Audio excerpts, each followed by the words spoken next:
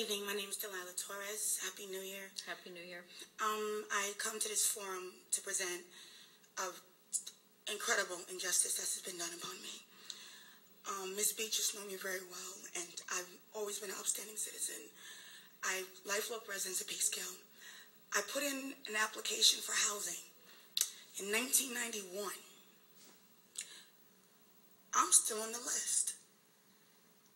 Within that time from 1991, I had children, yes, and I have flourished. But what I don't understand is why are people that were born after I put my application in living there now? I come forth because I was at the meeting with the board, and I gave my story. My story is very simple. I worked hard to get where I am. I have sickle cell and epilepsy, and I have 10 children. But I also have a bachelor's degree that I tried to achieve in 2011, and a full scholarship to Columbia that I had to put on hold. Okay, excuse me. Who made you put it on hold? But more pertinent question: Who comes up to the microphone and says, "I have these illnesses. I have illness A, illness B. I have sickle cell anemia." And I have 10 children. Oh my God. Oh my God. I don't have nowhere to bring my kids. And so, wait, okay. I didn't get to have kids. So, thus my objectivity. Let's just put it that way. So, I don't mean to, I'm not making fun of the children, but Octomom here is just really confusing me as to why she's yelling at these people because she had, who the fuck has 10 children? I'm reluctant to take on a fucking puppy because I can't afford it and if anything goes wrong. I had my business stolen away from me. Nobody gives a shit. An African-American gentleman who broke into my electrical closet, blew up my apartment, lost a 10-year-old computer with all kinds of work, things I'll never be able to replace on it. I mean, I could take an hour listing things of how that affected my life. Nobody did anything. It's complicated as to why. There's always more to the story. So, you gotta be kidding me. 10 children. This is a dedication, not a dedication, this is in commemoration of Earth Day.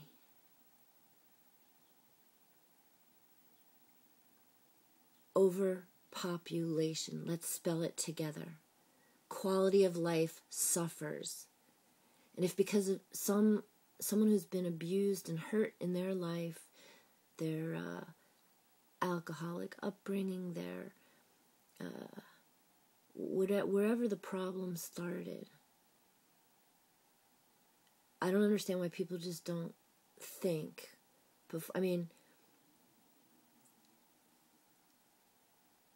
it sounds like I'm being callous and indifferent and cold, and I'm just so desperate for people to get it together and realize the answers are in the problem. So screw all the acting, and thanks for the invitation to dance this week, Mr. Davis, but I'm not interested. I'm not interested in the theater that you're putting on there. Even though your reality is invested in it and you think it's real, it's over-emoting, it's based on, I picture people saying, hey, why don't you come down and speak tonight, because you've really bored people away, because there's no real soul to, in terms of honesty in what you're always talking about.